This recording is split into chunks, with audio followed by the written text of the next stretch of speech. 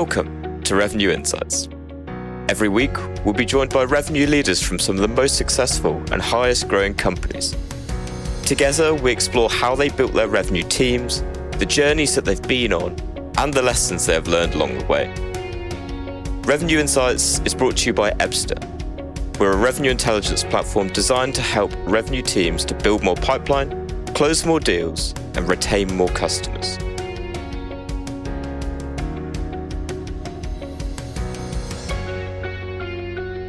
Hello there. You are listening to Revenue Insights. Today, I've got a special episode for you. Over the past month, we have analysed over $54 billion worth of revenue. That constitutes over 4.2 million opportunities, over 1 million hours of sales conversations from over 530 companies. We've done our usual process of trying to understand where sales teams are and how sales teams were performing over the past 12 months.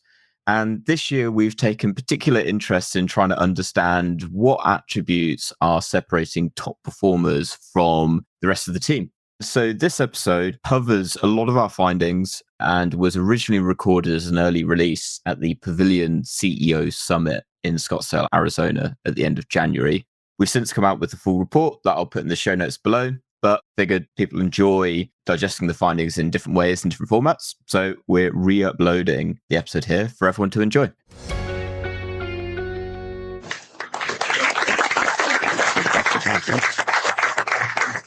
Let me start by saying, wow, what an amazing event to have everyone here today. And a huge thank you to Kathleen and to Sam and the whole Pavilion team for creating this environment where we get to get together once a year and do this together. So it's almost twice as many people this year as last year. So I want to start with a quick round of applause for the team that put this all together for us. So thank you. Thank you for helping with the plan. It's been excellent. So today I'm going to be talking about our 2024 benchmark report, which we put together with Pavilion. This is following the 2023 report, which had an incredible amount of attraction. We had over 3,000 companies download the 2023 benchmark report, and the feedback we got from the community was incredible. My team reached out to everybody as best as we could, asking people what they wanted to see more of. And today I'm going to walk you through a sneak peek of what's in the 2024 benchmark report. And at the end of the presentation, there's a QR code that you want to, you can register to download a copy and you get early access. So before we jump into the 2024 numbers, let's remind ourselves of where we started, what happened last year. So the last time we ran the numbers was in the summer. So this was based on the first half of 2023. And there were some positive signs. We were seeing some green shoots. We thought the market was starting to pick up and in our favor. We saw win rates increase, sales cycles reduce, and average deal values were going up. However, that didn't tell the whole story. We saw that only 27% of reps were hitting quota in the first half of the year. We saw this delta between the top performers and the rest of the sales team started to grow. So the year before, it was about 4x. We at the beginning of the first half of 2023, we saw that grow to 6x, with just 23% of the reps now generating over 80% of the revenue. And that was really an interesting delta that we'd never seen before. We also saw more deal slippage than we'd ever seen before. Nearly 40% of opportunities that we analysed had slipped past the predicted close dates, which again was higher than we'd ever seen before. Just a quick reminder, and then we will be right back to the show. At Revenue Insights, our goal is to share how top-performing revenue leaders build predictable, efficient, go-to-market teams. Every week, we speak to the brightest minds, and every quarter, we release the latest findings from our analysis of billions of dollars in pipeline. If you don't want to miss out, sign up to our newsletter at ebster.com/newsletter-sign up. That's ebster.com/newsletter-sign up. The link to make that a little bit easier for you will be in the show notes of this episode, wherever you're listening. See you there. So when we jumped into this year, we wanted to analyze more data than we ever had before. So this year we analyzed 4.2 million opportunities, which represented $54 billion worth of revenue. Now, the data came from over 500 businesses, all very fast growth B2B and B2C software businesses. We also analyzed for the very first time over 1 million hours of sales meetings. So these are calls that were recorded in either Zoom or Teams. And we analysed all of the signals and all of the objections that came out from the calls. The very first time we've ever done that piece of work. So some fascinating insights. Now, if you're all still here and haven't slid your wrists off the back of the initial presentation, that's a good sign. But the reality is we are facing headwinds as we enter 2024, okay? And the data that we're looking at, it really is quite stark. So while we thought we saw those green shoots the first half of 2023, as we ended the year, what we found is that win rates had dropped dramatically. Again, deal values had dropped and sales cycles had started to increase again. So while we thought we had those green shoots at the beginning of the year, things actually got very tough at the end of the year. We also saw the percentage of reps that were missing quota was at 69%, and nearly half of deals had slipped in the second half of the year. Again, highest number we've ever seen before. But the shocking number for me that was this middle delta point here, the velocity delta between these top performers and the rest of our sales teams. That growth, that delta growing, and the top performers just going further and further into the distance away from the rest of the sales team it was really quite shocking, actually. And we're going to jump into those numbers in a lot more detail today. So what can we do about it? What do we do? How do we change this dynamic? How do we win in a bear market? Well, what we know is in bear markets, there's a lot of companies that don't do well, that can suffer very badly. But there are a few that do it the right way and they clean up. Okay, so how do we make sure we're on the right side of this world? Well, as we've already talked about this morning, we know that this idea of growth at all costs is whether it was real in the first place, I'm not sure, but it's gone. So this brute force approach, so if it costs 5 to achieve 1, well, then let's spend 10 to achieve 2. This approach to just throw money at the problem and it just doesn't matter. That can't continue and it won't continue moving forward. And when we look at all that impact had on our sales teams, we saw the tenure of sales reps reduce quarter after quarter. The percentage of reps that were moved on, we'll talk about a little bit later, but we can't continue to do this to our sales teams. Okay, we need to start investing in our AEs because they're not the problem. Okay, it's the way we're coaching them and supporting them that is. So the new way is to really get under the skin of what the best of top performers are achieving.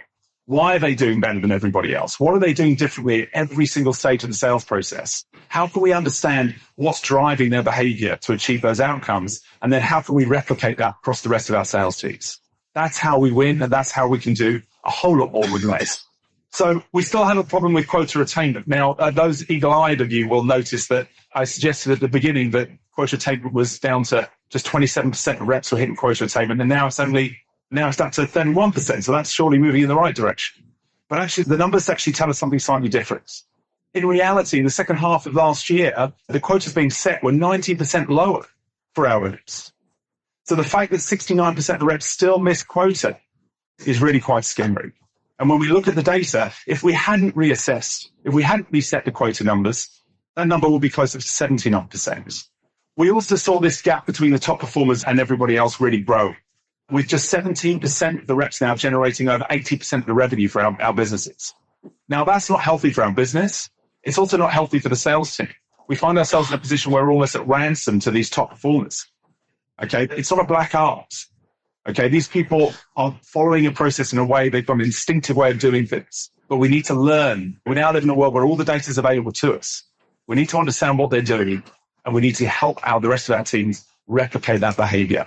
When we looked at the data, only 15% of sales teams had over 50% of their reps hitting quota at the second half of last year. Okay, the numbers really are quite stark. And the turnover of sales teams increased dramatically. Up to 36% of the sales teams were churned last year. This is the highest numbers we've ever seen. We've been doing these reports now for 4 years. Now, a lot of us saw pipeline grow at the back end of last year. We saw that the volume of deals coming through the pipeline that was getting bigger, that the volume of deals coming in was good. The problem was that safety blanket wasn't real. That comfort blanket wasn't. We were going to sleep at night thinking, oh, okay, we've got a load of pipeline. But unfortunately, nearly half of those deals were slipping, and we weren't getting the close rates that we were expecting from the past. We also know that when deals start to slip, the close rates drop dramatically. And if they slip by more than 8 weeks, you might as well close them off as lost in more often than not. The win rates drop really dramatically. Now, everyone's running a different sales cycle and certain sales processes, but if your slippage represents more than 50% of your average sales cycle, the win rate drops by 90% when we look at that. There is a light at the end of the tunnel. I know it feels like there's a lot of negativity here. However, the answer lies in plain sight. If we're going to see that it's not just that the fact that the reps are missing their quota and that half the deals are slipping, but the key to this is this delta between the top performers and everybody else. This cannot sustain. We have to start seeing those numbers come down. We have to start understanding what those top performers are doing, documenting it, and scaling it across the rest of the sales team. And that's our job as leaders, to help the sales teams become more successful, not just churn them out and hire another load, expecting them to achieve. So what are the attributes of the top performers? What are we seeing that the top performers are doing differently to everybody else? What I tried to do for you today is break that into the kind of 5 key stages of the sales process. So we're covering prospecting, qualification, solution, propose, at the negotiation stage, and the close phase. And what I want to do is just talk you through what we're seeing in the data in the top performers so that you can take that home with you and hopefully replicate that with the rest of the sales team. So if we start at the top of the funnel looking at prospecting, the first thing we know is that not all leads are equal. Depending on where they're coming from, what the sources of them are, the top performers are able to sniff out the very best leads where they're working with. It's not appropriate if any sales rep has got less than 30% of their opportunities representing ICP. It's not good. We know that they have to be targeting the right companies. We know they have to be targeting companies with high intent. And we know that leads that are coming from certain sources have a much higher return, a much higher win rate. If your partner introduces you to the customer, you're much more likely to close that piece of business rather than a cold outreach. So working the right opportunities is absolutely key, but also working with the right personas when you get into those opportunities is key as well. Now, one of the things that we've all had to kind of come to terms with is that the CFO or the finance director with it is going to be involved in almost like every buying decision. And the truth is, they're not our enemy. They want that return on investment more than anyone else in the business. They want that cost saving or that productivity gain or that increase in growth that you're promising. But get them involved in that sales process early, because the top performers are consistently engaging with those personas. Moving on to the qualification process. We've all heard of different, everyone's been talking about whether they're adopting MEDDIC, MEDPIC, bands. SPICE is one of my favorites, and that's a little nod to Jacko if he's in the room. But what I wanted to do here is share with you what the differences are between the top performers in the way that they're qualifying opportunities and the rest of your sales teams. So first of all, it's worth noting that, as you can see here, that the difference in the qualification process that the top performers are going through is material. While everyone's capturing things like the pain points and the impacts of your solution on the company, only the top performers are going the extra mile and really understanding what that decision-making criteria is, or what that sort of event is going to be that's going to make this deal happen. And that qualification process needs to happen not just at the initial stage of the sales process, but all the way through the sales process. And we see that consistently. The top performers are consistently qualifying the customers through. And in fact, as we look at the data, we find that the top performers are closing lost opportunities at the discovery phase much more than the rest of the sales team.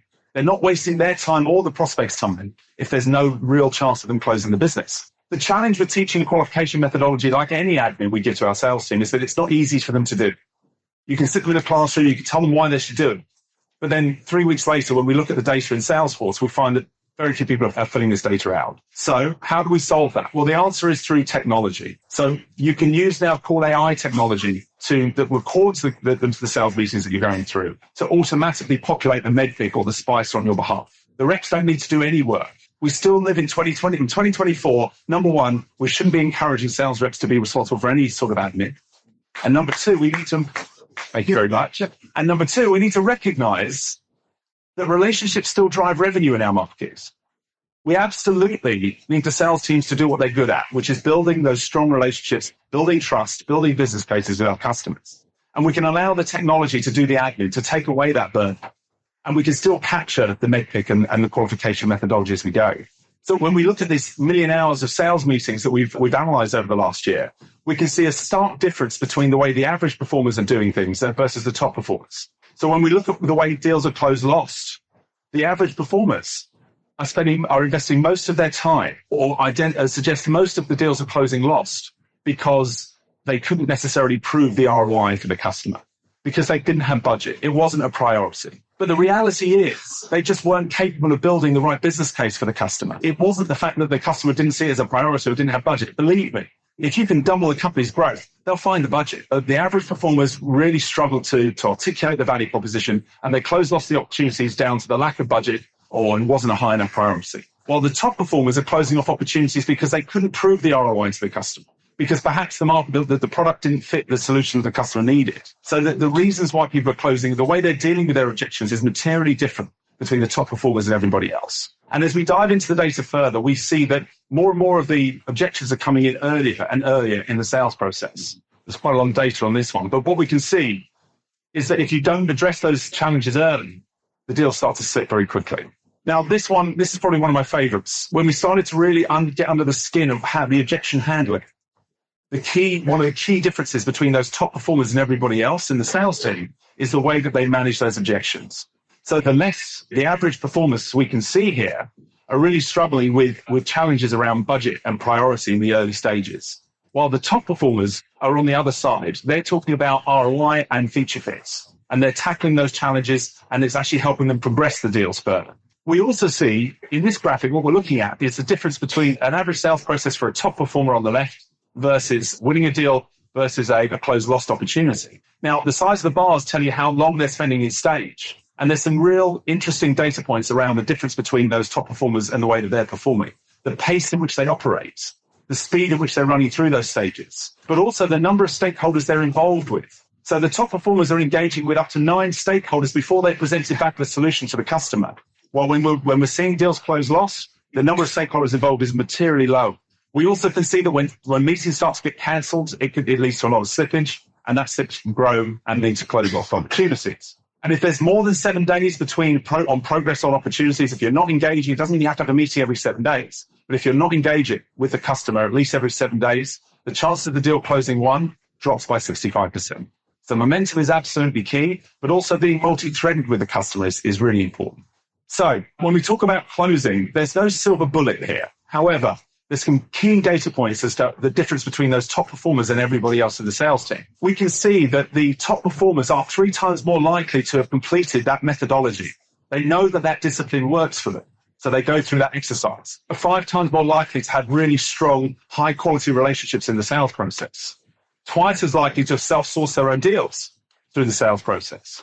And nearly 5 times as likely to have the economic buyer engaged before they're presenting back the solution. We also see that they're 4 times more likely to update the opportunity every week and progress at pace, 3 times more likely to close an opportunity at discovery phase.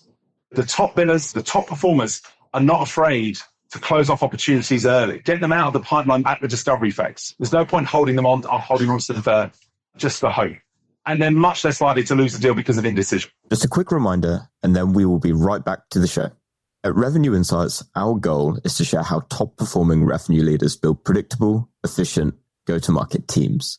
Every week, we speak to the brightest minds, and every quarter, we release the latest findings from our analysis of billions of dollars in pipeline. If you don't want to miss out, sign up to our newsletter at ebster.com/newsletter-sign-up. That's ebster.com/newsletter-sign-up.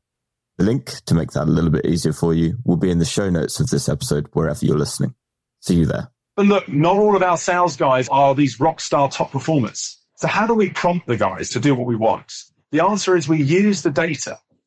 Your top performers and the way that they operate and execute through every sales process is the DNA behind what a good deal looks like. And we can use that DNA, we can use that benchmark to prompt the sales reps across the business on their own individual deals. And we can do it wherever they live. They can have it in Salesforce. They can have it in Teams. Here we can see in Slack, we've got alerts coming through where we're prompting them to say, look, you've been at this current stage for too long, or we haven't engaged with this particular persona.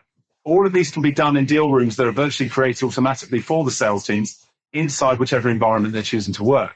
So to summarize, to replicate the top performers' behavior, number 1, we need to understand what target accounts we should be going for.